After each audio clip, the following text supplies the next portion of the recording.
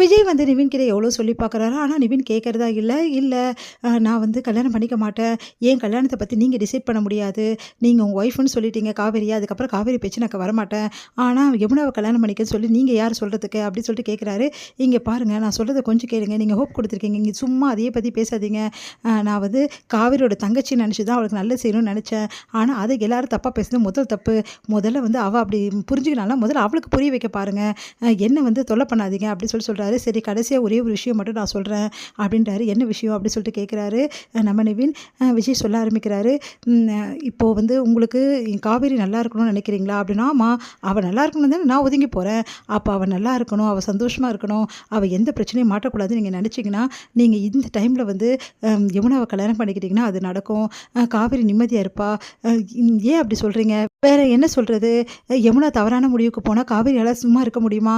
அப்புறம் காவேரி வந்து இந்த உலகத்தில் நிம்மதியாக வாழ முடியுமா? நீங்களே சொல்லுங்கள். அவள் யமுனா மேலே உயிரே வச்சிருக்கா. அவன் தங்கச்சி நல்லா இருக்கணும்னு நினைக்கிறா.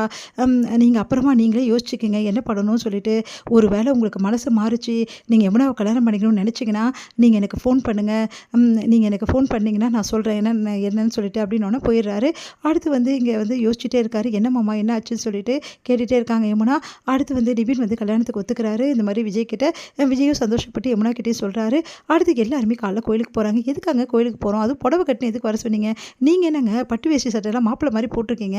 நம்ம இப்போ கல்யாணமா அப்படின்னு சொல்லி கேட்குறேன். ஏற்கனவே கல்யாணம் நடந்துச்சுல, வேணா சொல்லு ஒரு வாட்டி கல்யாணம் பண்ணிக்கலாம் அப்படின்றாரு. உடனே வந்து ஆசை தாங்க உங்களுக்கு அப்படின்றாங்க. இப்போது புரியுது ஆசைன்னு சொல்லிட்டு அப்படின்னோடனே இவர் என்ன டிஃப்ரெண்ட்டாக நடந்துக்கிறாரு, அதுவும் ரொம்ப ரொமான்டிக்காக இருக்க மாதிரி இருக்கே அப்படின்னு சொல்லிட்டு காவேரி கூட வராங்க. இப்போ எதுக்கு போகிறோம் நம்ம சொல்லுங்க அப்படின்னு சொல்லி சொன்னோன்னே, இங்கே பாரு முக்கியமான விஷயத்துக்கு தான் போகிறோம். யமுனாவுக்கு வந்து நல்லது நடக்கும் நீ விரும்புனியா இல்லையா? விரும்பினேன் அதுக்கு தான் போகிறோம் அப்படின்னோடனே, என்ன சொல்கிறீங்க நீங்கள்? அங்கே வந்து பாரு உனக்கு தெரியும் அப்படின்னு சொல்லிட்டு கோயிலுக்கு போகிறாங்க. பார்த்தா நிவின் வெயிட் பண்ணிட்டு இருக்காரு. பார்த்து அசந்து போகிறாங்க. நிவினா இது அப்படின்னு சொல்லிட்டு அது வந்து அப்படி சொல்லிட்டு யோசிச்சோன்னே, ஆமாம் இன்னைக்கு நிவினுக்கும் யமுனாக்கும் கல்யாணம். அது நம்ம தலைமையில் தான் நடத்தி வைக்க போகிறேன். அதுவும் முக்கியமாக ஏன் தலைமையில் தான் அப்படின்னோடனே, எப்படி ஒத்துக்க வச்சிங்க நிவினை? எனக்கு ஒன்றும் புரியலையே. நிவின் இந்த கல்யாணத்தில் உங்களுக்கு உண்மையிலேயே விருப்பமா அப்படின்னு சொல்லிட்டு கேட்குறாங்க. ஆமாம் காவேரி விருப்பம் தான், நான் மனசார தான் அந்த கல்யாணம் பண்ணிக்கிறேன் அப்படின்னு சந்தோஷம் தாங்கவே முடியல யமுனாக்கு. அதை பார்த்து நிஜமாவா நிவின் அப்படின்றாங்க. அப்போ என்ன உங்களுக்கு பிடிச்சிருக்கா? என்னை ஏற்றுக்கிறீங்களா அப்படின்னு சொல்லிட்டு கேட்குறாங்க. அதுக்கு வந்து எந்த பதிலும் சொல்லாமல் நிவின் நிற்கிறாரு. உடனே வந்து காவேரி வந்து நிஜமாவா நிவின்? நிஜமாக கல்யாணம் பண்ணிக்கிறேன். நிஜமாக தான் சொல்கிறேன். நேற்று நீ கூப்பிடும்போது கூட நான் மனசார எந்த முடிவும் எடுக்கல. ஆனால் இன்றைக்கி தான் இந்த முடிவு எடுத்திருக்கேன். அதுவும் வந்து அப்படி சொல்லிட்டு அப்படியே வந்து அமைதியாக இருக்காரு. எல்லாம் ஒன்றுக்காக தான் காவேரி அப்படி சொல்லிட்டு மனசை நினச்சிக்கிறாரு. அடுத்தது சரி ஓகே இப்போ உடனே கல்யாணத்துக்கு எல்லாம் ஏற்பாடு பண்ணலாம் வாங்க அப்படி சொல்லிட்டு எல்லோரும் போகிறாங்க. அப்போ வந்து என்ன பண்ணுறாங்க, நம்ம காவேரியை பார்க்குறாரு விஜய். என்ன காவேரி இப்படி இருக்க, வேற எப்படி இருக்க அப்படின்னோடனே, பார் குங்குமம்லாம் வந்து அலைஞ்சிருக்கு, குங்குமத்தை சரியாக வைக்க தெரியாதா உனக்கு? நெத்தி வடுகில் குங்குமம் இருக்கணும்ல அப்படின்னோடனே, நல்லா தான் வச்சுருக்கேன் அப்படின்றாங்க. நல்லா வச்சுருக்கியா அப்படின்னு சொல்லிட்டு அங்கே இருக்க குங்குமத்தை எடுத்து அழகாக வச்சு விடுறாரு. இப்போ பார் எவ்வளோ அழகாக இருக்குன்னு சொல்லிட்டு அப்படின்னு சொல்லிட்டு அப்படியே வந்து கை எடுத்து அப்படியே வந்து சுற்றி வந்து அப்படியே உடச்சிக்கிறாரு. பார்த்தியா எவ்வளோ கண்டுபட போகுது உனக்கு அப்படின்னு சொல்லிட்டு அப்படியே வந்து பார்த்துட்டு ஒன்றும் புரியாமல் யோசிக்கிறாங்க காவேரி. இது எல்லாத்தையும் நிவின் பார்க்குறாரு. அவர் மனசு கஷ்டப்படுது. சரி ஓகே சந்தோஷமாக இருக்கட்டும் அப்படின்னு சொல்லிட்டு மனசில் நினச்சிக்கிறாரு. அடுத்து வந்து இங்கே என்ன பண்ணுறாங்க, ஒன்றும் புரியலையே, விஜயோட போக்கே ஒன்றும் புரியல. நிவின் வந்து யமுனா கூட சேர்றதுக்கு விஜய் ஒத்துக்க மாட்டாரு. எப்படியாவது என் கூட சேர்த்து வைக்கணும் தான் நினச்சாரு. ஒன்றும் புரியல எப்படி இது நடந்திருக்கோம் அப்படின்னு சொல்லிட்டு விஜய் கூப்பிட்டு கேட்குறாங்க. சொல்லுங்கள் ப்ளீஸ் எப்படி தான் நடந்தது?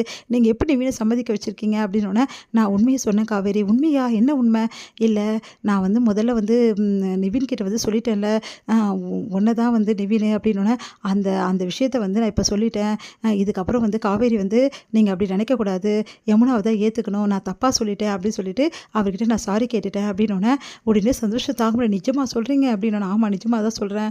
நான் வந்து அந்த விஷயத்தை தப்பாக பேசிட்டேன்னு சொல்லிட்டு சாரி கேட்டுட்டேன், அதை மறந்துடுங்கன்னு சொல்லிட்டேன். அதனால தான் நிவின் இந்த கல்யாணத்துக்கு ஒத்துக்கினாரு அப்படின்னோடனே சந்தோஷம் தாங்க முடியல காவேரிக்கு. உடனே பார்க்குறாங்க விஜயை. நிஜமாவா அப்படின்னு? நிஜமாக தான் காவேரி அப்படின்னு சொன்னோன்னே, ரொம்ப தேங்க்ஸ் அப்படின்றாங்க. எப்படியோ வந்து அவரை கூட்டிகிட்டு வந்துட்டீங்க, இல்லைனா வந்து யமுனாவை என்னால் சமாளிச்சிருக்கவே முடியாது. இதுக்கு எவ்வளோ நன்றிகள் உங்களுக்கு சொன்னாலும் பத்தாது. பரவாயில்ல விடு, ஆனால் நீங்கள் பண்ணி வச்ச வேலை தானே இது அப்படின்னோடனே, ஆமாம் நான் பண்ணி வச்ச வேலை தான், அதை நானே சரி பண்ணிட்டேன் அப்படின்றாரு. சரிங்க வேண்டிய வேலையை பார்க்கலான்னு போகிறாங்க. உடனே காவேரி கையை பிடிக்கிறாரு. காவேரி அப்படின்னோடனே, இப்போது எனக்கு புரிஞ்சுக்கிட்டல அப்படின்றாரு. புரிஞ்சுக்கிட்டேன் அப்படின்றாங்க. சந்தோஷம் தாங்க முடியல நம்ம வந்து விஜய்க்கு. அடுத்து வந்து ஏற்பாடு எல்லாமே பண்ணிகிட்ருக்காங்க. அப்போ வந்து யமுனா என்ன பண்ணுறாங்க, எப்படியாவது பேசிடணும் நிவின் கிட்ட அப்படின்னு சொல்லிட்டு நிவினை திரும்பி திரும்பி பார்க்குறாங்க. ஆனால் நிவின் வந்து அவங்கள திரும்பியே பார்க்காம அப்படியே வந்து உட்காந்துருக்காரு. அதை பார்த்துட்டு யமுனா வருத்தப்படுறாங்க.